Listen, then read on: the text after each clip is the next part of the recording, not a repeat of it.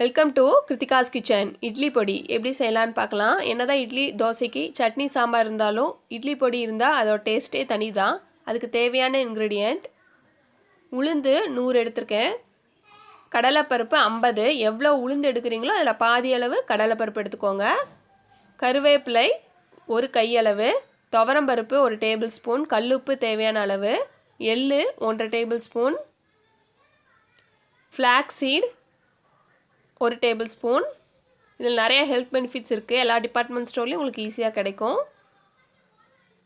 மல்லி 1 ஸ்பூன், 5 வரமிளகா, பெருங்காயம் 1 டீஸ்பூன், 5-6 பல் பூண்டு, அரிசி 1 ஸ்பூன், ஆயில் 1 ஸ்பூன். நீங்கள் எந்த ஆயில் வேணாலும் யூஸ் பண்ணிக்கலாம். இப்போ பார்க்கலாம் எப்படி செய்கிறதுன்னு. பேனில் 1 ஸ்பூன் ஆயில் ஆட் பண்ணிக்கோங்க. இதுக்கு நீங்கள் ட்ரையாக ரோஸ்ட் பண்ணுறது எதுக்குமே நான்ஸ்டிக் யூஸ் பண்ணாதீங்க, மித்த ஏதாவது பேன் யூஸ் பண்ணிக்கோங்க. இப்போ ஆயில் காஞ்சதும் கடலைப்பருப்பு ஆட் பண்ணிடலாம். நான் எந்த வயசில் இன்க்ரீடியன்ஸ் ஆட் பண்ணுறேனோ அதே மாதிரியே நீங்கள் ஆட் பண்ணிக்கோங்க. அந்த வறுபடுற டைமை பொறுத்து நம்ம ஒவ்வொரு இன்க்ரீடியண்ட்டை ஆட் பண்ணுறோம், அதே மாதிரி நீங்கள் ஆட் பண்ணிக்கோங்க. நான் கடைசியாக ஆட் பண்ணுறதை நீங்கள் கடைசியாகவே ஆட் பண்ணிக்கோங்க. கடைசியாக ஆட் பண்ணுறதெல்லாம் கொஞ்சம் சீக்கிரம் வறுபடுற பொருளாக இருக்கும். கடலைப்பருப்பு உளுந்து பருப்பில் கொஞ்சம் லேட் ஆகும். இப்போ கடலைப்பருப்பு கொஞ்சம் வறுபட்டதும் உளுந்து ஆட் பண்ணிக்கலாம். உளுந்து போட்டு நல்லா ஃப்ரை பண்ணிக்கோங்க. நீங்கள் உளுந்து 100 எடுத்திங்கன்னா நீங்கள் ஒரு டம்ளர் உளுந்துக்கு 3/4 டம்ளர் கடலைப்பருப்பு கூட ஆட் பண்ணிக்கலாம். அது உங்களோட விருப்பம். துவரம்பருப்பு 1 ஸ்பூன் போட்டுக்கோங்க. நல்லா வாசனையாக இருக்கும் துவரம்பருப்பு ஆட் பண்ணும்போது. நல்லா ஃப்ரை பண்ணிக்கோங்க. ஃப்ளேம் சிம்மிலே வச்சுக்கோங்க, ஸ்பீடாக வைக்காதீங்க, கருகிடும் சீக்கிரம். இப்போ பூண்டு நல்லா தட்டி ஆட் பண்ணிக்கோங்க. பூண்டோட அளவு இன்னும் கொஞ்சம் வேணுனாலும் நீங்கள் ஆட் பண்ணிக்கலாம். பூண்டு ரொம்ப நல்லது, நீங்கள் இன்னொரு 4-5 பல் பூண்டு கூட ஜாஸ்தி ஆட் பண்ணிக்கலாம். தட்டி ஆட் பண்ணிக்கோங்க, அப்போ தான் அதில் இருக்கிற ஈரப்பதம்லாம் நம்ம கடைசியாக ஃப்ரை பண்ணி முடிக்கும் போது நல்லா ஈரப்பதம் போய் நல்லா ஃப்ரை ஆகிருக்கும். இப்போ ஒரு 2 மினிட்ஸ்க்கு அப்புறம் ஃப்ரை பண்ணிவிட்டு அடுத்த பொருள் ஆட் பண்ணிடலாம். வரமிளகா ஆட் பண்ணிக்கோங்க. நான் 4-5 வரமிளகா ஆட் பண்ணியிருக்கேன். குழந்தைங்களுக்குலாம் கொடுக்குறங்காட்டி காரம் கம்மியாக ஆட் பண்ணியிருக்கேன். உங்களுக்கு தேவைன்னா இன்னொரு 4 வரமிளகா ஆட் பண்ணிக்கோங்க.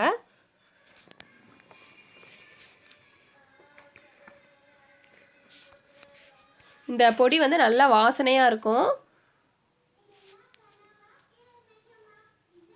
இப்போ நம்ம மல்லி ஆட் பண்ணிக்கலாம். மல்லியும் வாசனைக்காக தான் ஆட் பண்ணுறோம். ஒரு டீஸ்பூன் அளவுக்கு ஆட் பண்ணால் போதும், ஜாஸ்தி தேவை கிடையாது. குழந்தைங்களாம் இப்போ சட்டுன்னு பசிக்குதும்பாங்க, ஸ்கூலுக்கு அவசரமாக கிளம்பும் போது இட்லி இருக்குது, பொடி போட்டு நீங்கள் கொடுத்து அனுப்பிச்சிடலாம். ஹெல்த்தியான பொடி தான், நம்ம கடையில் வாங்கி கொடுக்குறத விட இந்த மாதிரி வீட்டிலே செஞ்சு கொடுங்க. இப்போ கருவேப்பிலை 1 கையளவு ஆட் பண்ணிக்கோங்க. கருவேப்பிலையை நல்லா வாஷ் பண்ணி ஈரப்பதம் போகிற வரைக்கும் காய வச்சு எடுத்துக்கோங்க. அப்படியே ஈரத்தோடு ஆட் பண்ணக்கூடாது, வாஷ் பண்ணிவிட்டு போடுங்க. அதில் பூச்சியெலாம் இருக்கும், சின்ன சின்ன பூச்சியெலாம்.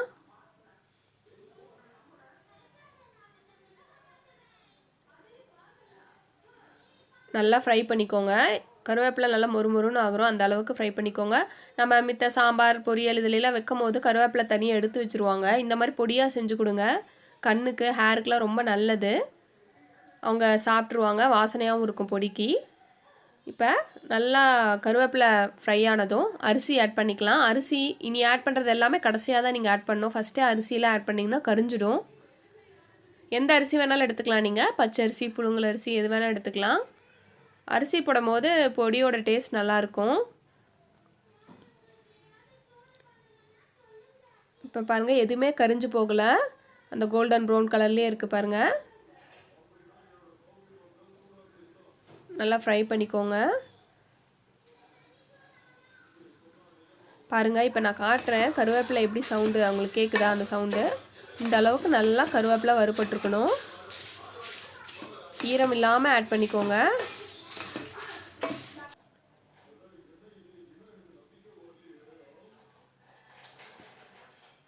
நம்ம இப்போ கருப்பு எள்ளு ஆட் பண்ணிக்கலாம். வெள்ளை எள்ளை விட கருப்பு எள்ளு தான் நிறையா ஹெல்த் பெனிஃபிட்ஸ் நிறையா இருக்குது. வெள்ளை எள்ளு இருந்தால் நீங்கள் அது கூட ஆட் பண்ணிக்கோங்க. எள்ளில் நிறையா சத்து இருக்குது, இரும்பு சத்துலாம் இருக்குது, எலும்புக்கு ரொம்ப நல்லது. குழந்தைங்களுக்கு எள்ளு உருண்டையெல்லாம் அடிக்கடி வாங்கி கொடுங்க. எள்ளை ஏதோ ஒரு விதத்தில் நம்ம சேர்த்திக்கிறது நல்லது. இந்த மாதிரி பொடியில் சேர்த்திக்கிட்டு நல்லா வாசனையும் இருக்கும். பெருங்காயம், கடலை பருப்பில் ஆட் பண்ணுறோம் இல்லையா, அது பெருங்காயம் ஆட் பண்ணிங்கன்னா நல்லா வாசனையாகவும் இருக்கும்.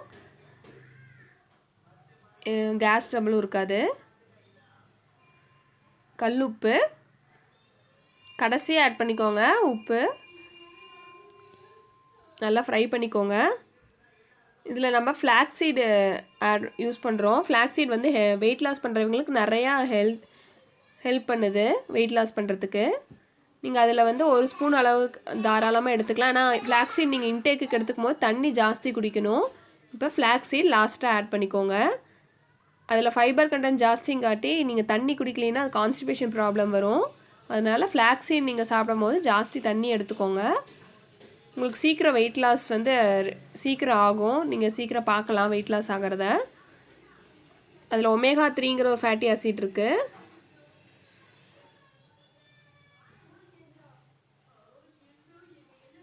இப்போ ஒரு மஞ்சத்தூள் ஒரு பிஞ்ச் அளவு ஆட் பண்ணிக்கோங்க. நான் இன்க்ரீடியண்ட்டில் சொல்ல மறந்துட்டேன். நீங்கள் எதாக இருந்தாலும் எந்த ரெசிபிக்கும் நீங்கள் மஞ்சத்தூள் கொஞ்சம் ஆட் பண்ணிக்கோங்க. அது கிருமி நாசினி, இம்யூனிட்டி பவரையும் ஜாஸ்தி பண்ணி கொடுக்குது மஞ்சள் தூள். இப்போ நல்லா ஃப்ரை பண்ணிக்கோங்க. இப்போ நீங்கள் ஃப்ரை பண்ணும் போது நல்லா வீடே வாசனையாக இருக்கும். எள்ளோட வாசனை, எள்ளு போடும்போது அது பொரிஞ்சு வரும். பார்த்து எள்ளு வெடிக்கும், அது பார்த்துக்கோங்க. இப்போ பாருங்கள் அரிசி கருகவே இல்லை. நம்ம கடைசியாக தானே ஆட் பண்ணோம். ஃபஸ்ட்டு ஆட் பண்ணியிருந்திங்கன்னா அரிசி கருகி இருக்கும். இப்போ ஆஃப் பண்ணிடலாம்.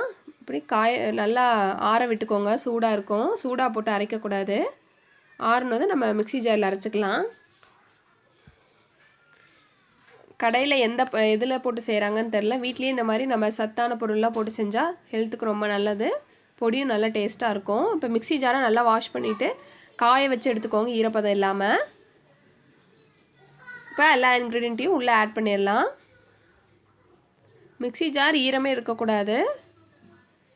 இது நீங்கள் ஸ்டோர் பண்ணி வச்சுக்கலாம். தாராளமாக 1.5 மாதம் வரைக்குமே நல்லாயிருக்கும். தண்ணி படாமல் நல்லா ஸ்டோர் பண்ணி வச்சுக்கோங்க. பாருங்கள் பூண்டெல்லாம் நல்லா ட்ரை ஆகிடுச்சு. நான் தோலோடு போட்டிருக்கேன் பூண்டு. உங்களுக்கு வேண்டாம்னா தோல் எடுத்துகிட்டு போட்டுக்கோங்க. அரைச்சிட்டு வந்துடலாம். பாருங்கள் நல்லா நைஸாக அரைக்க வேண்டாம், லைட்டாக குறன்னு இருக்கிற மாதிரி அரைச்சிக்கோங்க. அப்போ தான் நம்ம இட்லி தோசைக்கெலாம் தொட்டு சாப்பிடும் போது நல்லாயிருக்கும். நல்லெண்ணெய் ஊற்றி இந்த பொடியை சாப்பிட்டு பாருங்கள், அவ்வளோ டேஸ்ட்டாக இருக்கும். சட்னி சாம்பார் எதுவுமே தேவை கிடையாது, இதே போதும். ஹெல்த்தான நம்ம இட்லி பொடி ரெடி ஆகிடுச்சு. என்னோடய ரெசிபி உங்களுக்கு பிடிச்சிருந்தா லைக் பண்ணுங்கள், ஷேர் பண்ணுங்கள், கமெண்ட் பண்ணுங்கள், சப்ஸ்கிரைப் பண்ணுங்கள். மறக்காமல் பெல் பட்டனை ப்ரெஸ் பண்ணுங்கள். அப்போ தான் நான் போடுற நோட்டிஃபிகேஷன் உங்களுக்கு வரும். அண்ட் தேங்க்ஸ் ஃபார் வாட்சிங்.